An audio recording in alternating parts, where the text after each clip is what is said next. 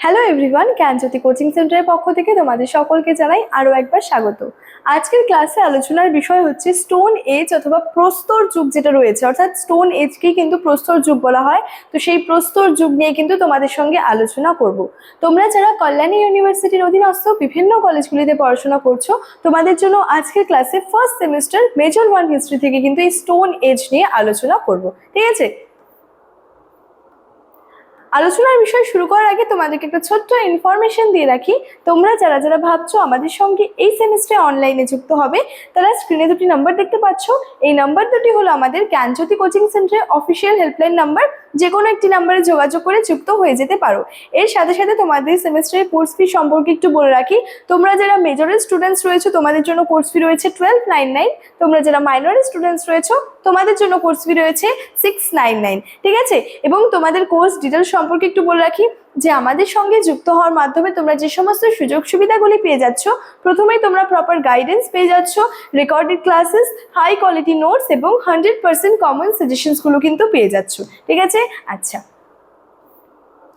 দেখো প্রস্তর যুগ কি এটা সম্পর্কে প্রথমেই বলা হচ্ছে যে এই স্টোন এজ বা প্রস্তর যুগ হলো মানব ইতিহাসের প্রাগৈতিহাসিক কালের একটা বিস্তৃত পর্যায়। এখানে কি হচ্ছে, এই সময় মানুষ প্রধানত পাথর ব্যবহার করে তাদের প্রয়োজনীয় হাতিয়ার এবং অস্ত্র শস্ত্র কিন্তু যে তৈরি করতো। ঠিক আছে, তাহলে প্রস্তর যুগ বলতে কোন সময়টাকে বোঝাচ্ছে, যে সময় মানুষ কি করতো, প্রধানত পাথর ব্যবহার করে তাদের প্রয়োজনীয় হাতিয়ারগুলি কিন্তু তৈরি করতো। এই যুগে কি হচ্ছে, এই যুগের মাধ্যমেই মানুষ প্রথম আগুন জ্বালাতে শিখছে, চাকা বানাচ্ছে এবং ধীরে ধীরে যাযাবর জীবন ছেড়ে কিন্তু যে চাষাবাদ ও স্থায়ী বসতি স্থাপন করতে কিন্তু শুরু করে। এবং এটা কিন্তু মানব সভ্যতা বিকাশের সবচেয়ে দীর্ঘ এবং গুরুত্বপূর্ণ কিন্তু যে একটা সময়। ঠিক আছে, তাহলে দেখো এই যে প্রস্তর যুগটা রয়েছে, প্রস্তর যুগ বলতে আমরা কোন যুগটাকে বলছি বা এই প্রস্তর যুগে কি হচ্ছে আসলে। প্রস্তর যুগ বলতে এমন একটা সময়সীমাকে বোঝানো হচ্ছে যেই সময়সীমাটার মধ্যে মানুষজন কি করছে, যে প্রথম আগুন জ্বালাতে শিখছে, চাকা বানাচ্ছে, ধীরে ধীরে কি হচ্ছে যাযাবর জীবন ত্যাগ করে বা যাযাবর জীবন থেকে তারা কি হচ্ছে চাষাবাদ স্থায়ীভাবে বসবাস করা কিন্তু শুরু করছে। সেই যুগটাকেই কিন্তু আমরা বলছি বা সেই সময়টাকে আমরা বলছি কিন্তু প্রস্তর যুগ। ঠিক আছে, এবার এই প্রস্তর যুগের কিন্তু বিভিন্ন ভাগ রয়েছে। প্রস্তর যুগের মূলত কিন্তু 3টি ভাগে বিভক্ত। প্রথমটা যেটা রয়েছে সেটা হচ্ছে পুরা প্রস্তর বা প্রাচীন প্রস্তর যুগ, নেক্সট রয়েছে মধ্য প্রস্তর যুগ এবং তারপর রয়েছে নব্য প্রস্তর যুগ। পুরা প্রস্তর যুগ যেটাকে প্যালিওলিথিক এজ বলা হয়, মধ্য প্রস্তর যুগ যেটাকে মেসোলিথিক এজ বলা হয় এবং নব্য প্রস্তর যুগ যেটাকে নিওলিথিক এজ বলা হয়। তাহলে সবচেয়ে প্রাচীন পর্যায় ছিল এই পুরা প্রস্তর যুগ।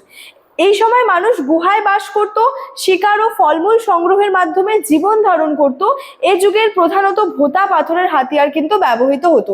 এ সময়ের মানুষ কিন্তু খোলা আকাশের নিচে বা গুহার বসবাস করত। তারপরে রয়েছে এরা হচ্ছে শিকার করত বা হচ্ছে ফলমূল সংগ্রহ করে খেত। এই পর্যায়ের মানুষ ছিল মূলত খাদ্য সংগ্রাহক, বিভিন্ন জায়গা থেকে খাদ্য সংগ্রহ করে তারা খেত। খাদ্য উৎপাদন করতে কিন্তু প্রথম পর্যায়ে অর্থাৎ পুরাতন প্রস্তর যুগের মানুষ কিন্তু জানতো না। তারপরে চলে আসি মধ্য প্রস্তর যুগে, বলেছে এটা একটা যে রূপান্তর কাল। এই সময়ের মানুষ তুলনামূলক ছোট এবং শুকনো পাথরের হাতিয়ার যেটাকে মাইক্রোলিথস বলা হচ্ছে তৈরি করতে শেখে এবং পশুপালনটা কিন্তু শুরু করেছিল। পুরাতন প্রস্তর যুগের থেকে মধ্য প্রস্তর যুগে এসে কি হলো, মানুষের একটু কিন্তু পরিবর্তন ঘটেছিল। যেমন পুরা প্রস্তর যুগে মানুষ হচ্ছে ভোঁতা পাথরের হাতিয়ার ব্যবহার করতো। এই মধ্য প্রস্তর যুগে এসে মানুষ কি করলো, যে ছোট শুকনো বা যে মাইক্রোলিথ টাইপসের যে হাতিয়ারগুলি সেগুলি তৈরি করতে শিখেছিল এবং এই পর্যায়ে মানুষ কিন্তু পশুপালন শুরু করেছিল। তারপরে চলে আসি নবপ্রস্তর যুগে। এখানে বলেছে বিপ্লবী পরিবর্তনের যুগ। এই সময়টা এসে কিন্তু একটা বিপুল পরিমাণ পরিবর্তন কিন্তু ঘটেছিল। ঠিক আছে, কৃষিকাজের যে সূচনা, স্থায়ী গ্রাম স্থাপন, মৃৎশিল্পের বিকাশ এবং চাকার আবিষ্কার এই যুগের কিন্তু একটা প্রধান বৈশিষ্ট্যের মধ্যে কিন্তু ছিল। তাহলে এই যে 3টা যুগ এখানে যে দেওয়া রয়েছে, 3টা যুগের ক্ষেত্রেই দেখো বেশ কিছু কিন্তু যে পরিবর্তনগুলোই ঘটেছে। প্রাচীন প্রস্তর যুগে যেটা ছিল, মধ্যপ্রস্তর যুগে গিয়ে তার থেকে একটু পরিবর্তন ঘটলো এবং মধ্যপ্রস্তর যুগে ছিল যেটা নবপ্রস্তর যুগে গিয়ে কিন্তু একটা আরো বেশি পরিমাণের কিন্তু পরিবর্তন ঘটেছিল।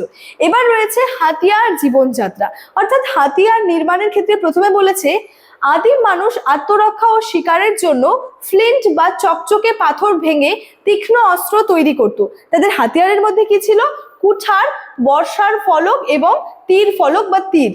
এবার পোশাক ও আশ্রয় বলেছে শীতের হাত থেকে বাঁচতে তারা পশুর চামড়া এবং গাছের ছাল কিন্তু পোশাক হিসেবে কিন্তু ব্যবহার করত। ঠিক আছে, তারপরে শিল্পকলা বলেছে আলতামিরা বা ভীমবেটকার মতো গুহার দেওয়ালে তাদের আঁকা ছবি বা কেভ পেইন্টিংস যেটা রয়েছে সেটা কিন্তু আজও সেই সময়ের সমাজ জীবনের কিন্তু একটা অনন্য সাক্ষ্য কিন্তু বহন করে থাকে, যার মধ্যে থেকে এই ভীমবেটকার দেওয়ালের যে গুহা চিত্রগুলি রয়েছে সেটা কিন্তু বিশেষভাবে গুরুত্বপূর্ণ। ঠিক আছে, তাহলে দেখো এই যে মানে প্রস্তর যুগ বা স্টোন এজ বলতে কোন সময় সীমা মানে কোন সময়কে আর কি বুঝিয়ে থাকে, এই সময়ের মানুষ কি করতো, কিভাবে থাকতো কিনা, এই সমস্ত বিষয়গুলো কিন্তু ছিল।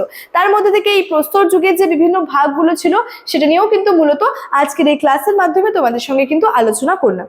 ইনফরমেশন যেটা ছিল সেটা কিন্তু ভিডিওর শুরুতে আলোচনা করে রেখেছিলাম। ক্লাসটি শেষ করার আগে আরো একটা ছোট্ট ইনফরমেশন দিয়ে রাখি, তোমাদের সেমিস্টারের উপর ভিত্তি করে কিন্তু বিভিন্ন বইগুলো তোমাদের আর কি সেমিস্টারে আমাদের সেন্টারে কিন্তু তৈরি হয়েছে। তোমরা যারা যারা সেই বইগুলো আমাদের থেকে নিতে চাইছো তারা আমাদের সেন্টারে অফিসিয়াল দুটো হেল্পলাইন নাম্বার রয়েছে, এই নাম্বার দুটির মধ্যে যে কোনো একটি নাম্বারে যোগাযোগ করে কিন্তু বইগুলো নিয়ে নিতে পারো। ঠিক আছে, চলো আজকের ক্লাসে আলোচনা এতটাই, দেখা হচ্ছে পরবর্তী ক্লাসে। Thank you.